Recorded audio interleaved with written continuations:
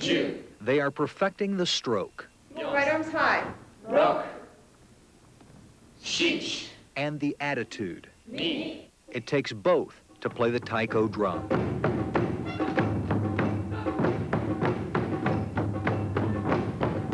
Taiko is a powerful centuries-old music rooted in Japan. Now, nearly 20 players in Portland have discovered taiko's addictive energy.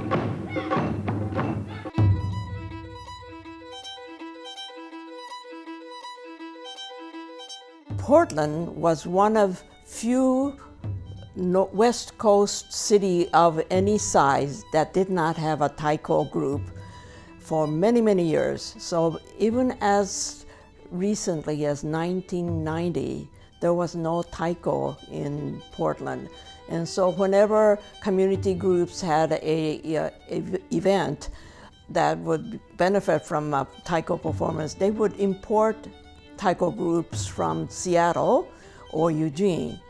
And so I would often hear from community leaders how it would be nice if Portland had a taiko group. So by coincidence, a couple of senseis who had children at Richmond School were organizing a summer program at which Russell and Jeannie were coming to perform taiko and do some workshops for the children. And just to give a favor for a community group in Portland, did an adult workshop as well. And that was the beginning. There were about a dozen people. None had any taiko experience. Most of us were scared, but we got experience. And then we proceeded from that in the next 3 or 4 years to figure out how do we form a taiko group. Community organizers, union leaders, people who had been active in civil rights and redress movement over the previous 10 years or so. They were the people who gave Portland Taiko the thinking and strategy and organizing tools to formulate the foundation for Portland Taiko. You really want to keep your elbows down, and as you're coming across. Tiffany Tamaribuchi was among many taiko leaders in North America. They all were very generous in helping to organize new groups and giving us their artistic expertise as well as organizing issues to think about. And so they would come and give us workshops. So Tiffany, along with Kenny Endo, Russell and Jeannie Baba were the kinds of people who were really thoughtful about why it was important for taiko groups to be organized, and they gave us not only the artistic end of things, but also philosophical parts of what to do, how to think about taiko's place in North America.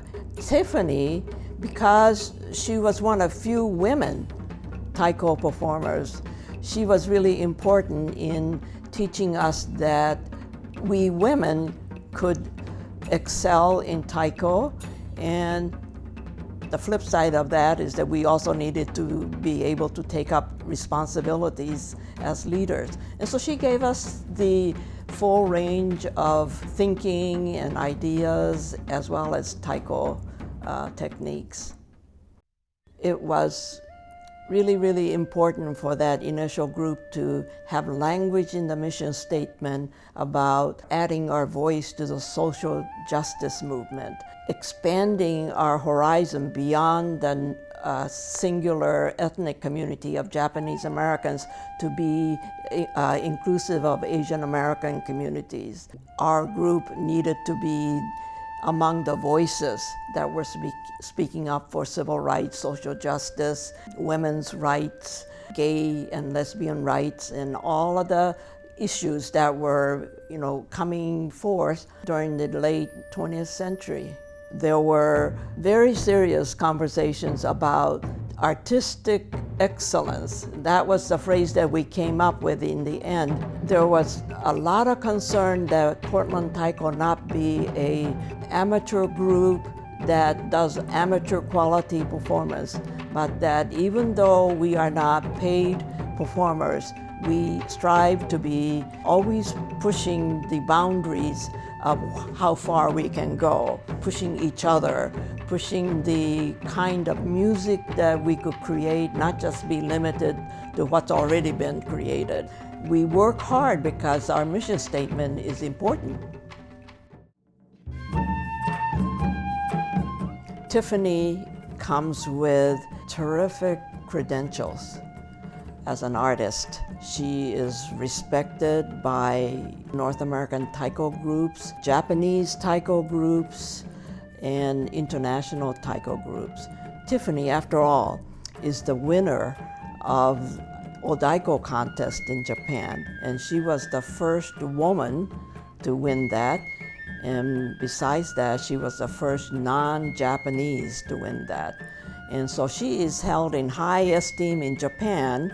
So Portland Taiko is very lucky to have someone of that stature to be the artistic director and lead us to the next juncture in our growth as a performance group.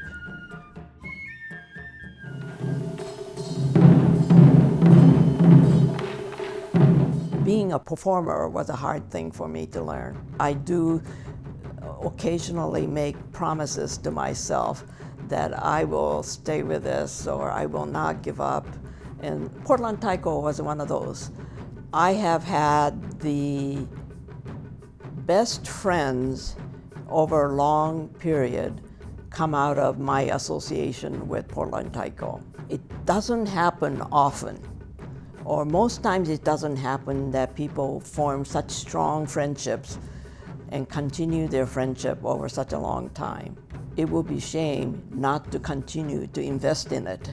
I think it is a group that is worth supporting by coming to concerts and enjoying the performances and serving as volunteers in various capacity and participating. But also it's important for us, John and me, to support financially. It's just our way of saying thank you to Portland Taiko for being present.